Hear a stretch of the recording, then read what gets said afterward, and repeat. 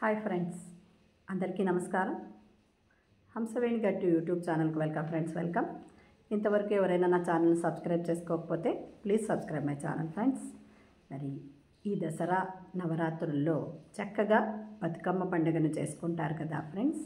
అంటే విశ్వశక్తి బతుకమ్మ అంటే మనము పురాతన కాలం నుంచి మరి అగ్నిదేవుడు, వాయుదేవుడు ఇలా ప్రకృతి దేవతలను ఆరాధిస్తూ ఉంటాం కదా ఫ్రెండ్స్. మరి దానికి ప్రతీకగా నిలిచిందే ఈ పండుగ. బతుకమ్మ పండుగ శక్తి ఆరాధనకు సంబంధించిందనమాట. ఆదిమవాసులు వాళ్ళ మూలాల్లోకి మనం వెళితే రాతియుగం నుంచి ప్రజలు సూర్యుడు, చంద్రుడు, అగ్ని, నీరు, ప్రకృతి శక్తులను ఆరాధిస్తూనే ఉన్నారు. అప్పటి విశ్వశక్తిని ఆరాధించడం నాగరికతతో సమానంగా అలాగే అభివృద్ధి చెందుతూ వచ్చిందనమాట. అన్ని నాగరికతలలోనూ విశ్వశక్తి అనేది ఆరాధన కనిపిస్తుందన్నమాట. అంటే ఎవరి నాగరికత అంటే మెసపటోమియా నాగరికత తీసుకున్నా మరి ఏది తీసుకున్నా విశ్వశక్తి ఆరాధన అనేది ఒక భాగం అన్నమాట. అది కనిపిస్తూనే ఉంది. అంటే ప్రకృతిని ఆరాధించడం, అగ్ని ఆరాధన, పూల ఆరాధన కూడా దాంట్లో ఒక భాగంగా ఉండేవన్నమాట. జీవశక్తి అంటే బతుకమ్మ అంటే జీవశక్తి అనే భావన కూడా ఉందన్నమాట. అది క్రమక్రమంగా ఏమైంది, బతుకమ్మ పండుగగా మారిపోయిందన్నమాట. ప్రకృతి, ఆరోగ్యము, ఆధ్యాత్మికతకు ప్రతీకలు. శక్తి ఆరాధనలో భాగంగా ఆదిమవాసులు ఏం చేశారు, గౌరమ్మను, గంగమ్మను, మైసమ్మను, పోలేరమ్మను ఇలా ఎందరో దేవతలను పూజించేవారన్నమాట. ఇవన్నీ వాస్తవానికి ఎక్కడ భూమికి సంబంధించినవి అంతే కదా ఫ్రెండ్స్. అంటే నేల తల్లికి, ప్రకృతికి, శక్తికి అవన్నీ ఏమి ప్రతీకలు. జానపదులు తమ ఆచారంలో భాగంగా పూజా సమయంలో ఏం చేసేవాళ్ళు, డప్పులు, తాళాలు వాయించడం వల్ల, కొట్టడం లాంటి శబ్దాల ద్వారా శక్తిని కొలిచేవారంటే శక్తిని పూజించేవారన్నమాట.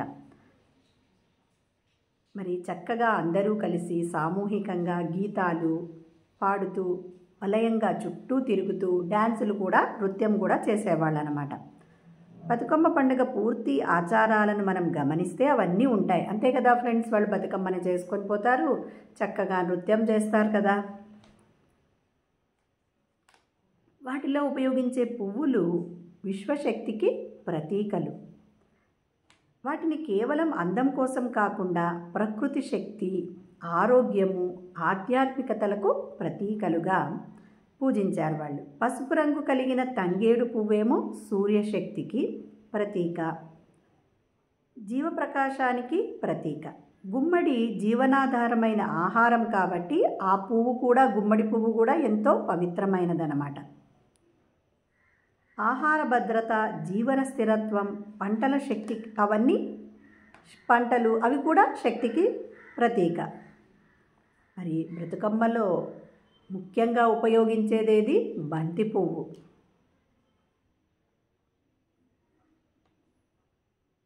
అది సృష్టికి, శక్తికి, పంటల సృష్టికి అవన్నీ ప్రతీకలన్నమాట. అలాగే గుమ్మడి, గునుగు, తంగేడి పూలు ఇవన్నీ సేకరించి ఆ దేవతలకు సమర్పించేవాళ్ళు. ఈ బిందు రూపిణి అని కూడా అంటారు బతుకమ్మని. అది ఎలా అంటే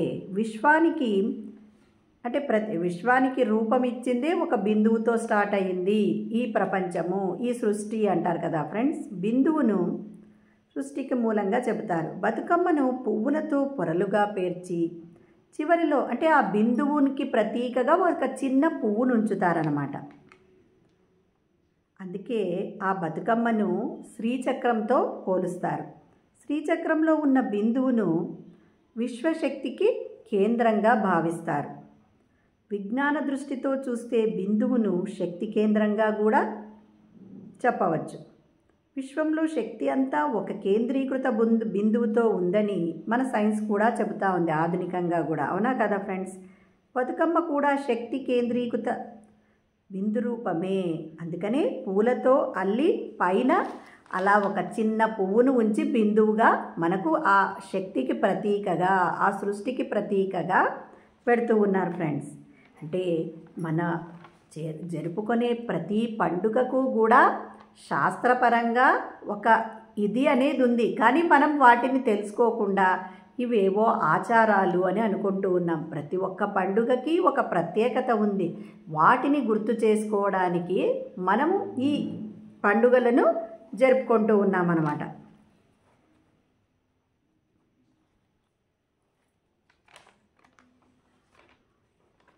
బ్రతుకమ్మలో ఆ పండుగలో పూలన్నింటినీ గోపురంగా పేరుస్తారు కదా. చివరకు అవన్నీ ఏం చేస్తారు, నీటిలో కలిసిపోయి పునః సృష్టికి మళ్ళీ అవన్నీ ఏమవుతాయి, మూలమవుతాయి అన్నమాట. బతుకమ్మ పువ్వుల పుట్టుక, వాడిపోవడము, చివరకు లీనం కావడము, ఇదంతా జీవన చక్రాన్ని సూచిస్తుంది. అంటే చూడండి, చక్కగా మరి పువ్వులు ఫస్ట్ ఎలా వికాసం చెందినాయి, తర్వాత వాడిపోయినాయి, మళ్ళీ చివరికి ఏమైంది, మరీ తిరిగి సృష్టించబడడానికి. అంటే మన జీవన చక్రం కూడా అంతే కదా, పుట్టడము, గిట్టడము, మరీ పుట్టడము, అంతే కదా ఫ్రెండ్స్. అదే చెప్తూ ఉన్నారు. మరి అంతేకాకుండా ద్రవిడ సంస్కృతి మూలాలు కూడా ఈ బతుకమ్మ పండుగలో కనిపిస్తూ ఉన్నాయన్నమాట. ద్రవిడ సంస్కృతి దక్షిణ భారతదేశంలో అత్యంత ప్రాచీన సంస్కృతిలో ఇది ఒకటనమాట. ఇది కేవలం భాషా సాంప్రదాయాలనే కాదు, మానవుల యొక్క జీవన విధానాన్ని, ఆచారాలను, ఆరాధనా విధానాలను కూడా ఈ ద్రవిడ సంస్కృతి మనకు సూచిస్తూ ఉందన్నమాట.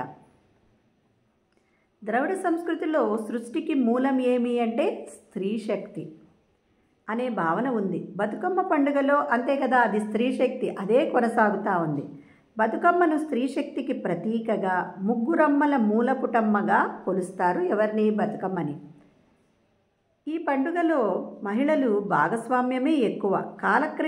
కాలక్రమేణా ఎన్ని మార్పులు చోటు చేసుకున్నప్పటికీ ఈ బతుకమ్మ పండుగకు మూలమైన విశ్వశక్తి ఆరాధన, అంటే దానికి ఏది, విశ్వశక్తికి ఆరాధనగా మరి ద్రవిడ సంస్కృతి మూలాలు కూడా బలంగా నిలిచే ఉన్నాయి కదా ఫ్రెండ్స్ ఇప్పటికీ. అలాగే బిందు రూపిణి, అంటే ఆ సృష్టి కూడా అక్కడి నుంచే స్టార్ట్ అయ్యింది అని మధ్యలో ఒక చిన్న పువ్వును పెడతారు. అంటే అంత గొప్పది అన్నమాట ఈ బతుకమ్మ పండుగ ఫ్రెండ్స్. మరి అలాగే చక్కగా ధ్యానం ఎలా చేయాలి, మరి సుఖస్థిరాసనంలో కూర్చోవాలి. మరి పైన కూర్చున్న వాళ్ళైతే కాళ్ళు రెండు క్రాస్ చేసుకోవాలి, వేళ్ళలో వేళ్ళు పెట్టుకోవాలి, కళ్ళు రెండు సుతారంగా మూసుకోవాలి. మన సహజమైన శ్వాసను గమనించడమే ధ్యానం ఫ్రెండ్స్. Thank you.